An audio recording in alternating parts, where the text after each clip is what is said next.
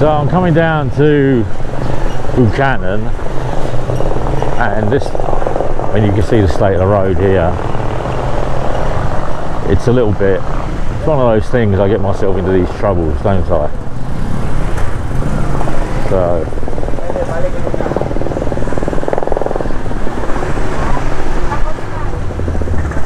yeah, it's very wet, flooded water. Water is just laying in big puddles. Road is suitable for a carabao, shall we say. Yeah. Guys, I think we're going to have to get the bike cleaned after this. But anyway, so I'm coming down. It's really muddy, really shitty. Yeah.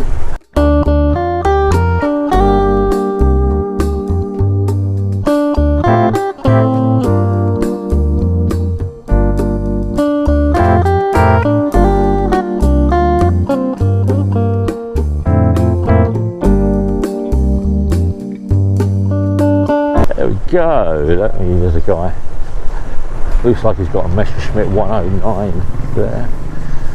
Okay, oh, the sun's coming out, which is pretty cool. Yeah, there we go. I come down here about a week ago, week and a half ago now, so I wasn't able to turn around and fly the drone, but the wind looks like it's down, so I'm going to turn around and see if I can do a drone flight around here. As I said, I need space to fly the drone.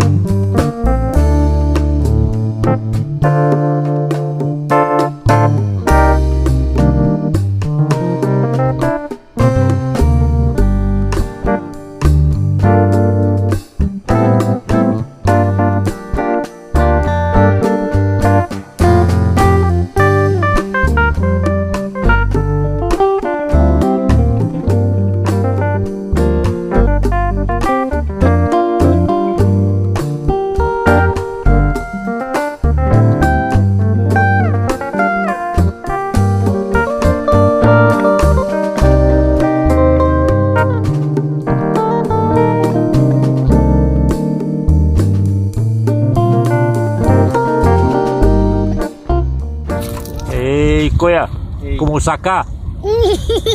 Okay lang, okay kayo. Okay kayo. Okay kayo. Happy New Year. Merry Christmas. They've got nosebleed. Nosebleed. So I'm going to turn around and I'm going to do a video. I'm going to do a vlog on a guy called Heinz. I've asked him if I can turn around and do a vlog with him. I said to him, because he's got a really interesting story, and he turned around and he got the last flight back into Davao a couple of years ago on COVID, and he's been here with his wife, and they've decided to open up some businesses here, like pizza stop, and they've been turning around and opening the business, but his journey to get here was quite eventful, because it started with one country, then he moved to the next country, then he moved to the next country, and as he was moving down through Asia, COVID was following him, and it was closing down the countries behind him. So as he was traveling from Vietnam to Thailand to Cambodia, the borders were closing as he was moving south, and he couldn't go back up. So he ended up in Davao City in the Philippines, which I find absolutely amazing. So I'm going to turn around and do that. Davao City, because in Davao you still got power. It's a bit windy and a bit blustery, but you're not sitting there with no water, no power, no infrastructure, no banks, because if you don't have electricity, the banks don't work, ATMs don't work, so you end up with this whole raft of stuff. So these guys have all started moving into Davao, so you'll see more and more vlogs on the system on YouTube, but the download in Davao is pretty poor at the moment, mainly because the internet providers are based in Cebu and Manila, and the connection from Davao to there is not a cable, it's done by what's it called, fibre under the ocean and stuff like that, but they're all having problems getting data through, so it's being limited at the moment. There's Samal Island over there, that's where I'm going to go. See that they could open that up and you could go and travel around that, but they don't. They've locked it all down. It's all become like Samal prison, should I say? Yeah. But anyway, it's 2 years coming up of COVID, and what have we learned? Not a lot, really. In my opinion, not a lot. You got guys in America having a go at each other about lockdown and destroying the economy, and destroying tourism, and destroying travel, destroying the airline businesses, and it's going to take, it's going to take years and years and years for these guys to turn around and get back to somewhere.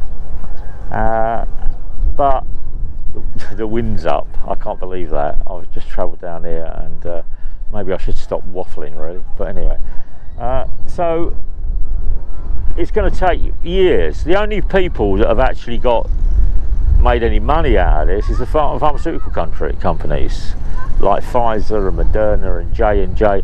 They're posting billions and billions and billions of dollars in profit, and everybody else is in the shit. So for the pharmaceutical companies, yeah, I don't wish you a happy new year. I don't wish you Godspeed. I don't wish you anything, because you're just a bunch of crooks. Yeah, you might turn around and develop the drugs, totally agree, but the governments are paying you to turn around and develop those drugs, and then you're still charging top dollar. Yeah, you're still charging top dollar. Yeah, I just don't, yeah. Humanitarian, pharmaceutical companies, I think all the people in the world should just turn around and say, we don't want any of the drugs, we don't want any of this, sod it, and let all the pharmaceutical companies go broke, because they are just, as you can tell in my voice, this is the 31st of December 2021, and the governments have put everybody into this prison-like culture, and the pharmaceutical companies are selling the drugs to the prisoners, us, and it's going to take billions and billions in taxes and revenue and everything to get it back online to some sort of normality. And I think people will just do what they're doing here. They'll have a party and just get out, no face shields, no social distancing. The children will evolve their immunity system. Their immunity system will turn around and develop to turn around and reject COVID-19, reject Delta, reject the South African, reject the Omicron. They don't need Pfizer or Moderna. Yeah, you can hear that wind. Yeah. But I'm here on the coastal road at BUCANA. I've just been accosted by the children on the beach. First thing, out comes the hand. Give me money, money, money. So there's a question. How much money should you give, or should you give money when somebody comes up begging? Yeah? Should you turn around and should you give any money? That is the question. What I would say is be careful, okay? Because when you do give money, yeah, it will attract people to you, yeah? So you might be looking at a young girl or a young boy, or turning around and they might be giving you some information that they don't have any family, they've been left and they've done this, they've done that. What you have to remember is that normally the people that are begging report back to a boss. Yeah, they report back.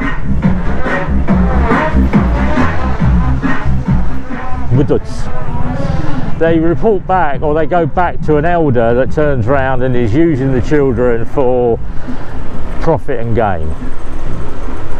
But and I look at it this way, and it's only me, and it's not what I turn around and say. The children can turn around and they can take the money, they can get the ice cream, they can get whatever they want to turn around and do. But oh, look at that, just riding along the road again, there's a man with black ice cream, but on the side of the road, baboy, oh look at that, nice big piggy, 6,500 peso, cooking on the side of the road.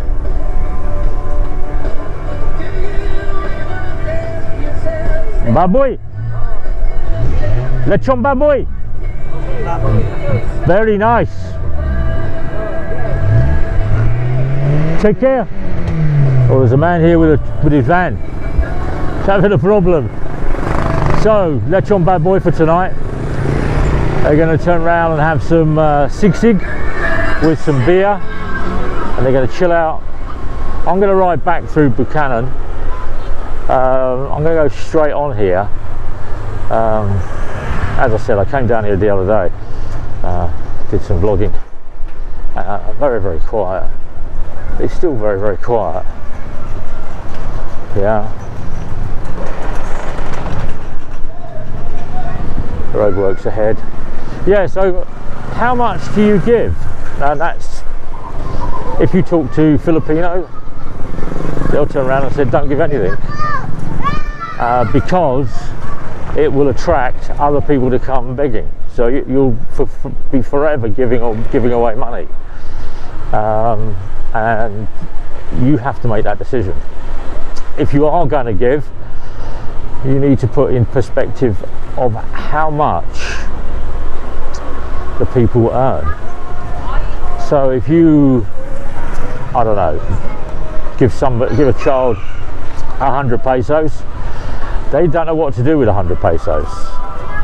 Yeah, their family will turn around and take that money off of them and use it for buying rice or anything else like that.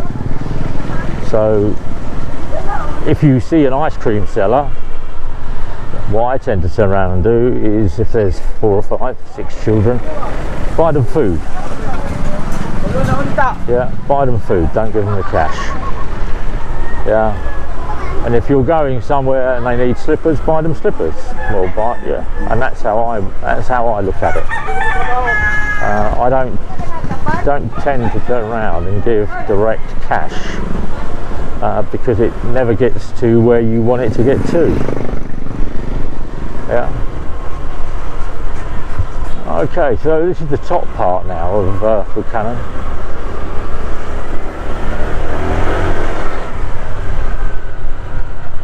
Can't get into that road anymore. This is the Burangay Hall that Captain I turn around and go and see. I'm going right here. Let's go and do an update.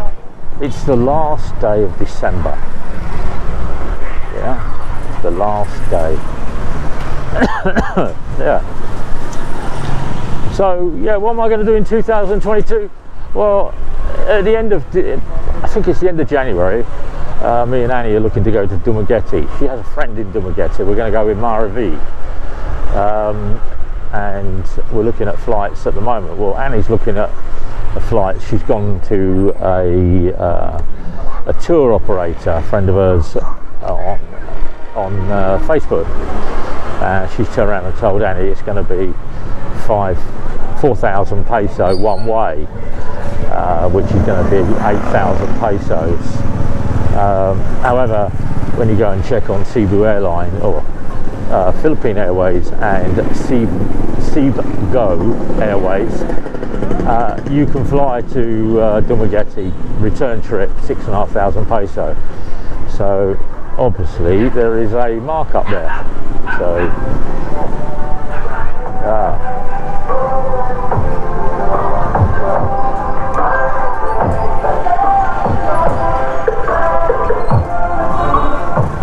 how loud can you play the music while on a pedicab?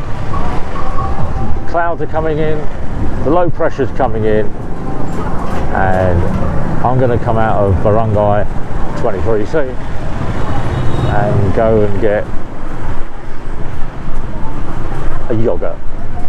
Yeah, a soya yogurt. Oh.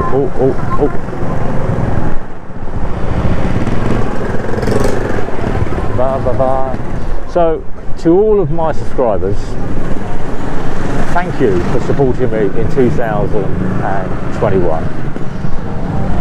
I look forward to reading your comments and doing more vlogs, more videos of my life in Davao and the Philippines. And if I can travel further afield, I will do vlogs of Cagayan de Oro or Jensen or Butuan or Tagum as life opens up within the Philippines. But God bless, have a great 2022. Whatever you're doing and wherever you are, live your life to the fullest. Keep safe, take care, and respect family.